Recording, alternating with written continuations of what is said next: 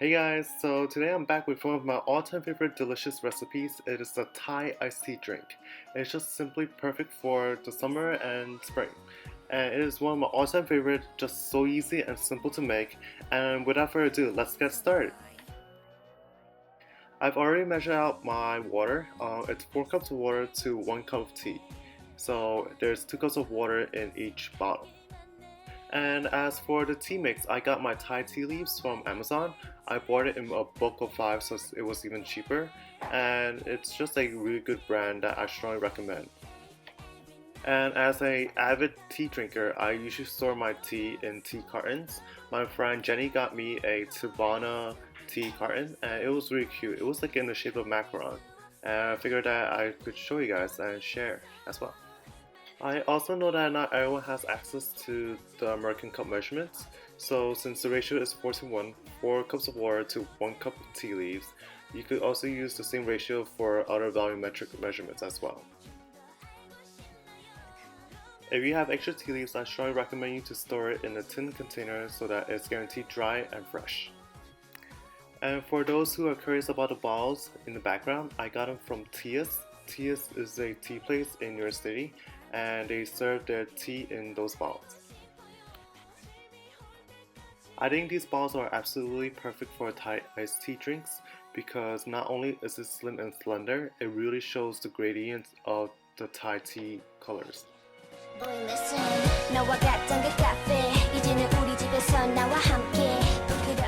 And now we are going to boil the tea and the water together in a hot boiler kettle.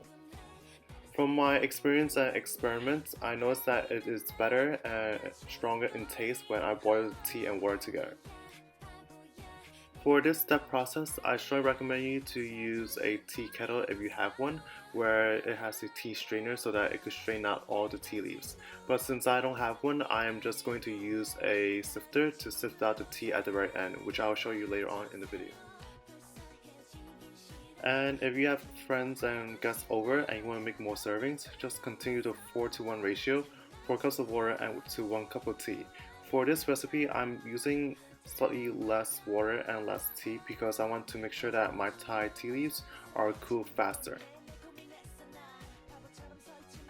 Now your hot boiled kettle is ready to go on the stove. Make sure that you do not fill your Thai tea mix and water all the way to the top because it does need some space so that the bubbles and the tea leaves can rise. And I'm also giving a good swirl so that all the tea and water are incorporated together. But this step is not necessary.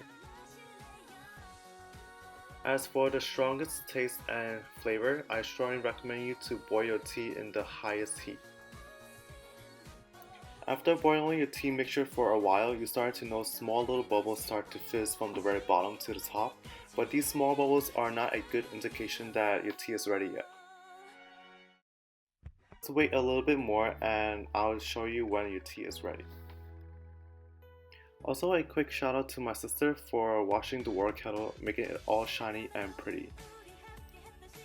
Don't you think that the bubble fizzing is just so mesmerizing? Thumbs up if you like the bubbles. And very slowly, you start to notice that the bubbles are fizzing over the top layer of the tea leaves, and that is a good indicator that your tea is ready to go. Now remove your kettle from the heat source and place your kettle on top of a table with a coaster in between. And these tea are really hot, so I strongly recommend you to resist the urge and just let it cool completely. Let the tea cool undisturbed because it's still incorporating the flavor and the colors into the tea.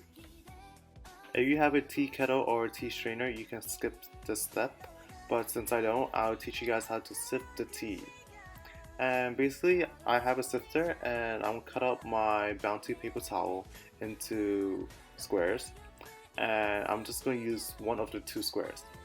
The paper towel is going to be the one that prevents the tea from going through with the tea leaves.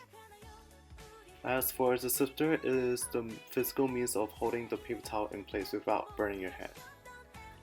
And you can set it up just like that. Very simple and easy. And I'm going to pour all my tea into a container so that I could put it in the fridge. And now here comes the messy part that I mentioned earlier. Since my sifter holes are not even that fine, I really doubt that it will catch any tea leaves. But if you have a really fine sifter, you could give it a try, but I can guarantee you that the paper towel method works the best. Since I was in a rush, I decided to pour the whole entire tea mixture through the sifter, but you should really let it cool down first so that it gets all of its flavor.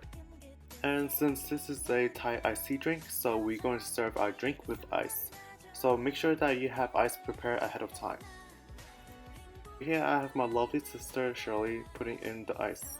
Since I'm really all about cutting corners, I decided to fill my bottle with 2/3 bottle of ice.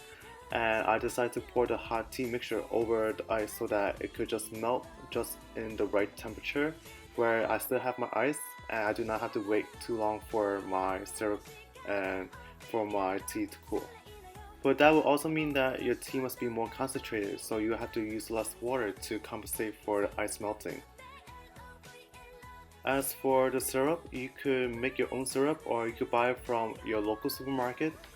I've tried using Da Vinci's vanilla syrup. It tasted pretty good and it goes pretty well with the tea and the flavors. If you're all about the DIY, the syrup is really easy to make and it's really cheap as well.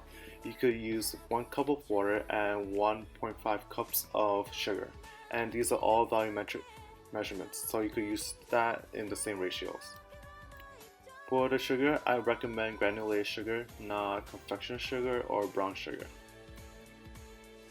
Granulated sugar will give the syrup a really smooth texture, which goes really well with the tea. Now here comes the second to last step. Fill up your tea bottle with Thai iced tea mix.